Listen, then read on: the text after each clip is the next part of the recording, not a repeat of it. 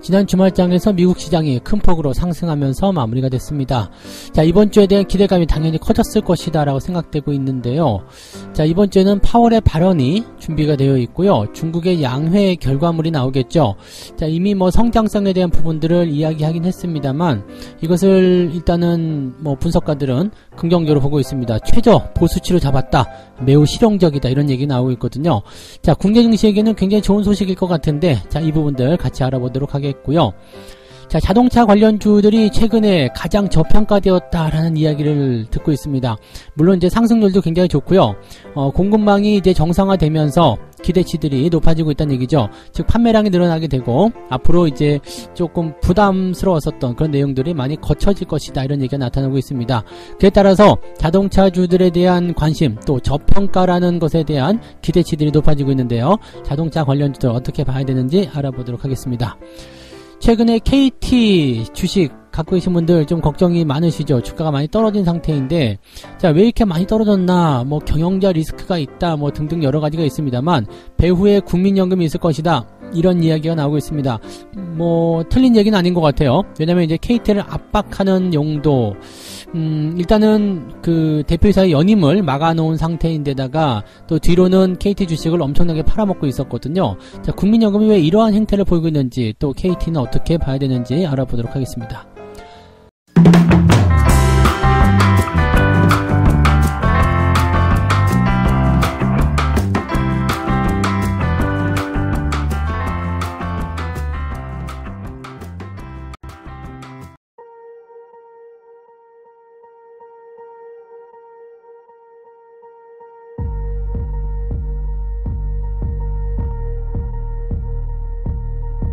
네, 반갑습니다. 오늘은 3월 6일 월요일입니다. 개구리가 폴짝 튀어나왔죠. 네, 뭐 개구리 튀어나온다고 해서 또 잡으러 가시는 분 안 계시죠? 요즘에는 이제 개구리 잘 안 드시잖아요. 네, 뭐 중국이나 이런 데 가면은 여전히 개구리 요리를 많이 먹긴 합니다만은, 네, 일본도 개구리 요리 많이 먹죠. 식용개구리는 많이 먹는 것 같아요. 근데 우리나라는 요즘에 이 개구리 먹는 거는 잘 못 보는 것 같아요. 네, 자, 아무튼 개구리가 튀어나오는 경칩입니다. 날씨가 많이 따뜻해졌고요. 이런 따뜻한 기운 속에서 시장도 같이 좋아지리라 생각을 해봅니다. 자, 일단은 해외 증시 상황, 일단 뭐 지난 주말에 주가가 좀 잘 올랐어요. 그래서 기대감이 좀 있는 상황이고요. 전체적으로 이제 그 올라온 배경 속에는 경기 침체까지는 아직 시간이 많이 남아있다. 네, 그러니까 뭐 충분히 그 사이에 이 연준이나 이런 그 정책적인 부분에서 기대치들이 좀 끌어올려질 것이다, 이런 식으로 얘기가 나오고 있는 거죠. 그러니까 이렇게 본다라면은 뭐 부담은 별로 없을 것 같은 느낌이에요, 그죠? 네, 자, 파월 의장이 이번 주에 발언이 있습니다. 7일, 그 다음에 8일 이렇게 두 번에 걸쳐서 상원과 하원에 출석을 하고 통화정책과 관련해서 의원들의 질문에 대답을 할 예정인데, 뭐라고 나올 것이냐, 뭐 정해져 있겠죠. 뭐 인플레이션의 완화 과정이 시작되었다라는 얘기를 이미 했었기 때문에 인플레이션이 계속해서 내려가게 된다라면 뭐 특별하게 정책적인 부분에서의 어떤 긴축 강화라든지 이런 부분은 필요 없을 것이다 라고 얘기가 나올 수 있겠죠. 지표가 계속해서 강력하게 나온다라면 전망치 이상으로 금리를 올릴 수 있겠습니다만, 일단은 뭐 현재로서는 네, CPI 지표는 또 아래쪽으로 더 떨어질 가능성이 높겠죠. 그래서 뭐 당연한 겁니다. 지표가 생각보다 높게 나오면 금리를 더 올릴 수도 있습니다. 하지만 인플레이션이 완화 과정이 시작되었기 때문에 일단은 전체적으로 조금 뭐라 그럴까, 긴축을 좀 완화하는 그런 형태의 모습으로 갈 수도 있다라고 얘기가 나올 수 있겠죠. 지금은 이제 약간 매파적인 발언이 나올 것이다라는 전망이 나오고 있는데, 현재 고용, 물가, 소비 지표 모든 것이 이제 강한 흐름을 보여주고 있기 때문에 경제 지표가 강하지 않느냐, 그렇기 때문에 이렇게 된다라면은 금리를 더 올려도 별 문제가 없을 것이다라는 식으로 얘기가 나올 수 있는 거죠. 그러니까 물론 이제 30% 정도밖에 지나지 않습니다만 3월 회의에서 0.5%의 금리 인상 가능성도 있다라는 식으로 얘기가 되고는 있습니다. 아직까지는 뭐 0.25%가 70% 정도 확률로 우세한 편입니다. 그래서 뭐 발언이 크게 영향을 줄 것 같지는 않은데, 일단은 그래도 뭔가 네, 좀 부담을 주는 그런 형태의 모습은 나올 것이다 라고 생각하시는 게 맞겠죠. 자, 그 다음에 중국 양회가 있습니다. 중국 양회가 지금 지난 주말, 4일부터 진행이 됐는데, 이 경제 성장률을 올해 5% 안팎으로 목표로 하고 있다라고 얘기되어 있습니다. 예전에 이제 가장 낮게 잡았던 것이 예전에 5.5% 정도였던 것 같은데, 이거보다 더 낮은 쪽이죠. 그래서, 어떻게 보면은 이제 중국이 이제 저성장 기조로 들어가는 거 아니냐라는 식으로 되어 있는 부분이고, 현재로서는 이제 대규모 부양을 하지 않은 상태에서 지금 질적 성장 이런 것들을 하기 위한 움직임인 것 같다라고 얘기가 나오고 있습니다. 블룸버그에서도 중국의 성장률 목표치 5%에 대해서 보수적이다 이렇게 얘기를 하는 모습이고요. 경제에 부담을 주고 있는 이슈들을 경계하면서 회복에 꾸준한 모멘텀을 쌓고 있다. 하지만 그 위험이 있다. 뭐 이런 식으로 얘기를 하는 건데, 일단은 중국의 입장은 5%를 일단 이야기했어요. 그래서 중국이 그만큼 규모 면에서 많이 커져 있기 때문에 성장률을 더 크게 잡기 어려울 것이다 라는 식의 얘기가 나오고 있는 부분이기도 하고요. 또 한 가지는 이제 너무 높게 잡으면 실망감을 줄 수 있다. 예전에도 이제 6% 성장한다라고 얘기했다가 3%밖에 성장을 안 해가지고 약간 신뢰도가 좀 떨어졌었거든요. 근데 이번에는 좀 낮게 잡고 오히려 달성을 시킨다거나 아니면 초과하게 된다라면 잘했네. 이번에 잘했다. 이런 식으로 얘기를 들을 수가 있잖아요. 그러니까 그런 부분들이 나올 수 있다. 자, 이렇게 되면은 뭐, 긍정적이라고 볼 수는 있겠죠. 근데, 일단 이코노미스트들 같은 경우, 경제 분석가들은, 이번에 중국이 5%로 잡아놓은 이 성장에 대한 부분들은 약간 보수적인 것이다. 라는 식으로 얘기를 하고 있기 때문에, 나쁘다는 얘기는 아닙니다. 나쁘다는 얘기는 아닌데, 그래도 뭔가 기대치가 높은 그런 상황은 아닌 것 같다라고 판단해 볼 수 있겠죠. 자, 그래서 여기서 이제 좀 갈라치기를 할 수 있는 것들이 뭐냐면 소비 주도의 어떤 그런 경제 성장을 이끌어낼 가능성이 매우 높다라고 되어 있어서 그쪽과 아닌 쪽에 그런 어떤 온도 차이가 드러날 가능성이 높다. 이렇게 얘기를 하고 있는 상황입니다. 자, 중국 쪽의 이러한 경제 성장률 5%, 그 다음에, 소비 주도의 어떤 성장, 이런 것들을 얘기를 할 상황이라면, 국내에서는 리오프닝 관련한 종목군들의 기대치는 더 높아질 수가 있습니다. 그래서 지금 중국의 어떤 성장률이라든지, 뭐 나쁘지 않게 나왔고, 그 다음에, 전체적으로, 경기 부양에 대한 타겟팅이 우리에게는 조금 유리한 상황으로 들어가 있기 때문에 뭐 우리로서는 부담을 가질 만한 이유는 아닌 것 같다 생각됩니다. 근데 뭔가 막 기대감이 커진다거나 그런 형태의 모습도 일단은 아닌 것 같아 보여요. 그래서 조금은 지켜봐야 될 것 같습니다. 자, 국내 증시는 일단 박스권 움직임 예상된다라고 되어 있습니다. 파월 의장의 발언도 좀 부담스럽기도 하고요. 환율이 뭐 살짝 내려가는 모습은 보여줬습니다만 아직까지는 부담을 좀 주고 있는 모습이기도 하고 중국 양회에 따른 부담감도 있는 것 같아요. 일단 뭐 시장이 막 뛰어 올라가서 즐거운 어떤 그런 흐름들을 보일 만큼 그런 내용까지는 아닌 것 같고요. 일단은 뭐 나쁘진 않아요 라는 식으로 얘기가 있는데 리오프닝과 경기 부양 이 부분이 뭐 폭발적으로 늘어나진 않을 것 같다라는 생각이 좀 드는 거죠. 그래서 이런 내용들이 나오고 있습니다. 그래서 이번 주에는 일단 경제지표 상황이 실업률 일단 3.4%대 뭐 그냥 유지가 될 것 같아 보여요. 그리고 실업 청구 건수는 살짝 늘어날 것이라는 전망 그리고 뭐 특별한 어떤 그런 부분은 없습니다. 그래서 파월 의장의 그런 연설, 그 다음에 그 경제동향 보고서죠. 베이지북이 발표가 됩니다. 그래서 이런 것들, 뭐 이런 정도인 것 같아요. 그래서 뭐 특별하게 이번 주를 뭐 압박할 만한 그런 요소는 없는데 우리나라 같은 경우는 만기일이 있죠. 만기일이 있고 그 다음에 지금 중국의 이런 양회 상황이라거나 또는 미국 증시가 올라갔음에도 불구하고 약간 경계심 이런 것들이 나타나고 있다는 것은 좀 참고해 볼 필요가 있겠죠. 자, 어쨌든 미국 증시가 올라간 것은 좋은 것이기 때문에 오늘 우리 증시는 상승 출발할 가능성이 매우 높겠죠. 위로 튀어 올라서 2500포인트 2450 정도 넘어가게 되면 2500포인트까지도 도달이 가능해 보이는데 과연 가능할 것인지도 좀 지켜볼 필요가 있겠습니다. 자, 너무 많이 뜬다라면 아시죠? 네, 거래량이 없기 때문에 미국장이 좋게 끝나면 좀 갭상승으로 튈 가능성이 높습니다. 그래서 제법 많이 상승할 가능성이 있는데 뒤를 받쳐줄 만한 어떤 수급이나 또는 재료가 나오지 않는다라면 주가는 살짝 다운될 수 있습니다. 그래서 아침에 무조건 치고 올라가는 부분들을 그대로 따라가지 마시고요. 오전에는 조금 기다리는 게 좋습니다. 많이 내려가도 좀 기다리고요. 많이 올라가도 기다려야 됩니다. 그리고 보합이어도 기다려야 돼요. 그 뭐야? 월요일 아침은 다 기다리는 거예요. 그냥 기다렸다가 대응하시면 됩니다. 그래서 편안하게 이따가 무방 들으시면서 그냥 시장에 대한 관점들 잘 보시고 올라가는 종목 있으면 박수 치면서 좋아하시면 되는 거고 네, 그냥 그렇게 보시면 되겠습니다. 그래서 너무 실망할 것도 없고 기대감을 너무 키울 필요도 없습니다. 천천히 여유 있게 늘 하셨던 것처럼 월요일 날 아침은 조금 관망하는 쪽으로 접근을 해주시면 좋겠다. 이렇게 말씀을 드릴 수 있겠습니다. 자, 두 번째 이야기 넘어가 보죠. 공급망이 정상화되면서 자동차주들이 질주하고 있다. KRX 업종지수 1위로 올라간 것이 바로 자동차 업종이다. 자, 지금 한국거래소에 따르면 자동차 업종을 모아놓은 KRX 자동차 지수가 올 들어서만 18.6% 급등했다고 되어 있습니다. 이 안에는 현대차, 기아, 한온 시스템 이런 16개 상장사가 포함이 되어 있고 자동차 전반적으로 봤을 때 부품주 섹터도 다 포함해서 긍정적으로 보여지는 모습입니다. 자, 만도 같은 경우가 최근에 주가 상승률이 굉장히 높았죠. 그래서 5개월 만에 5만원을 넘어서는 모습 만들어졌고요. 이거 월급 종목이죠. 그 다음에 현대차도 잘 올라가고 있는 모습. 현대차가 지금 보면은 지난해 말 저점 대비해서 지금 16% 정도 상승했죠. 그 다음에 기아 같은 경우는 무려 30% 넘게 급등했습니다. 굉장히 많이 올라온 모습이죠. 그리고 성우 하이텍 이거는 어마어마하게 올라갔죠. 올해만 벌써 45%대 상승이니까요. 그 다음에 한국 타이어도 22%대 상승했습니다.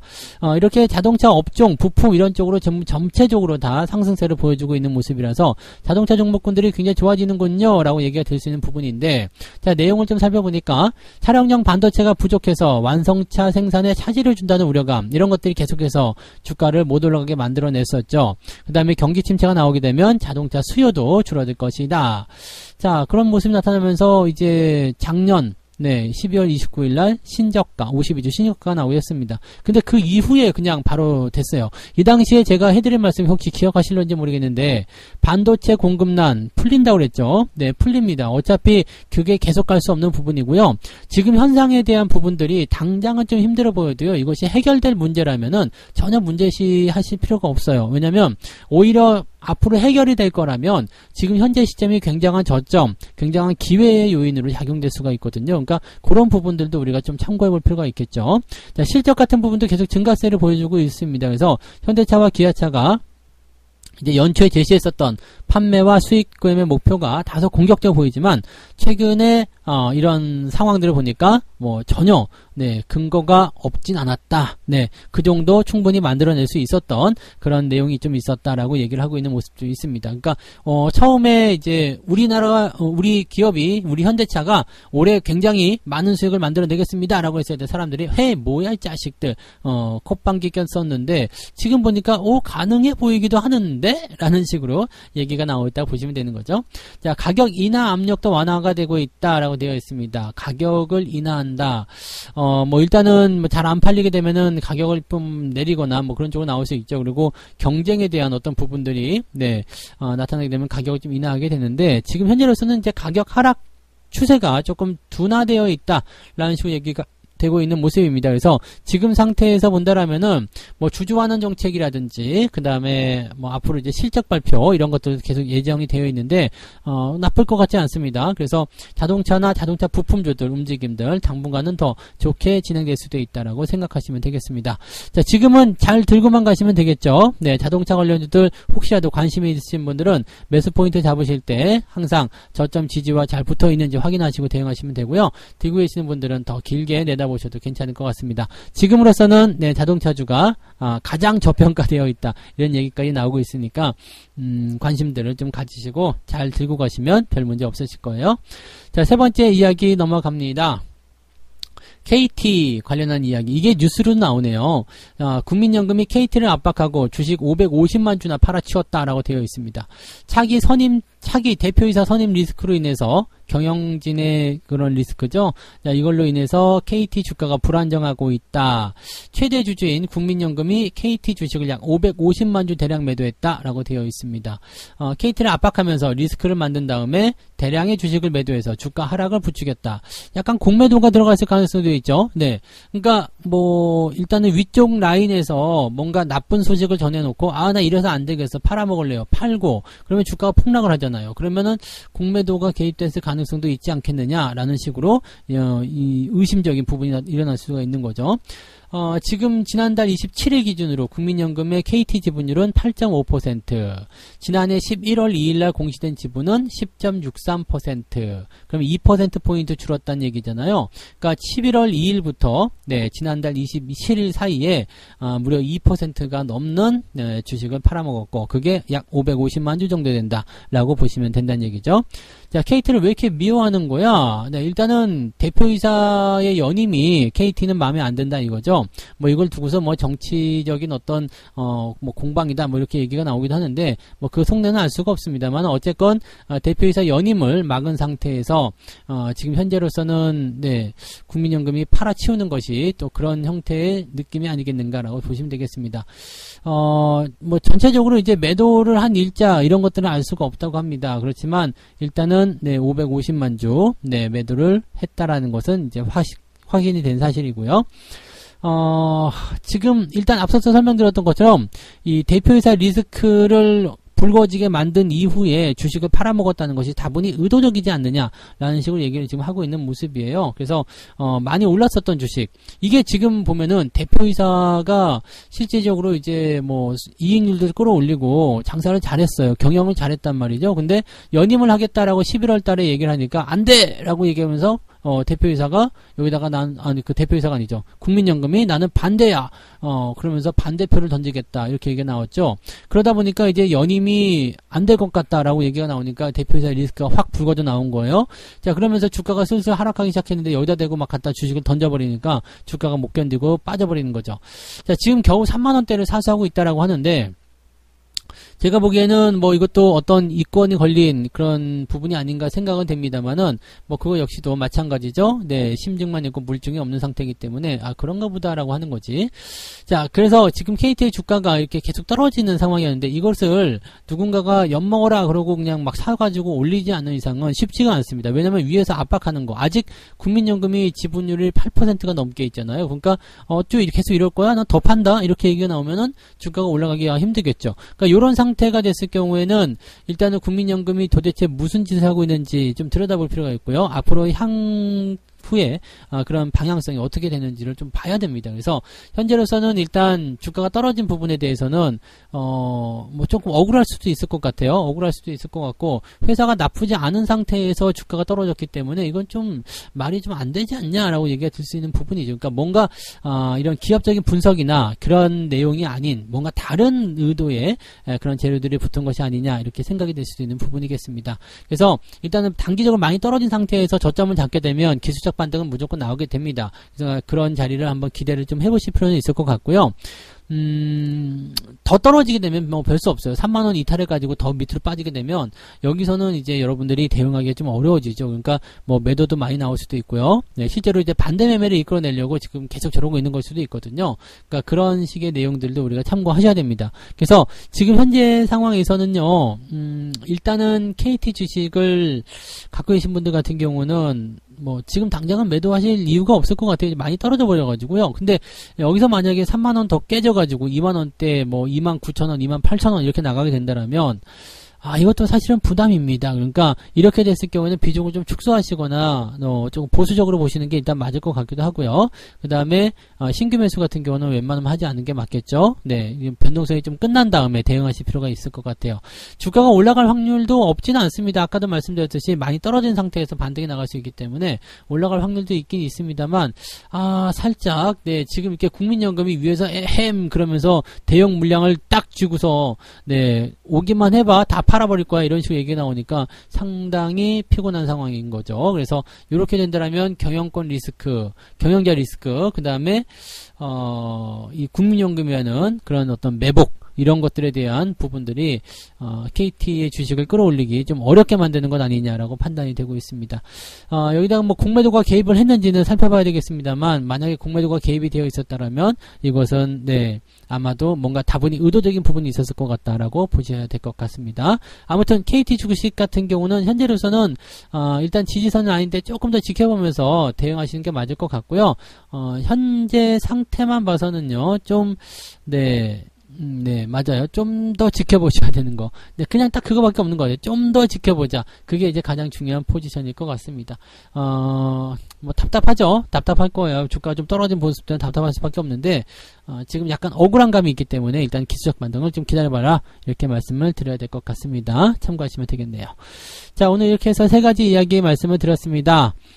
파월의 발언과 중국 양회에 대한 그 결과물들이 이번 주에 나오기 때문에 거기에 대해서 이제 우리나라 증시가 움직일 텐데, 우리나라 증시 같은 경우는 뭐 그렇게까지 나쁠 것 같지는 않다라는 전망이 대부분이다 보시면 되겠고요. 자, 자동차주가 가장 저평가되어 있다. 이제는 뭐 공급 물량에 대한 어떤 그런 부담감이 해소가 됐고요. 그 다음에 이제 소비도 점점 늘어날 것이다 전망이 되고 있기 때문에 긍정적이라고 판단할 수가 있을 것 같아요. 그래서 자동차, 그 다음에 자동차 부품주들 전부 다 괜찮다 말씀드릴 수 있겠고요.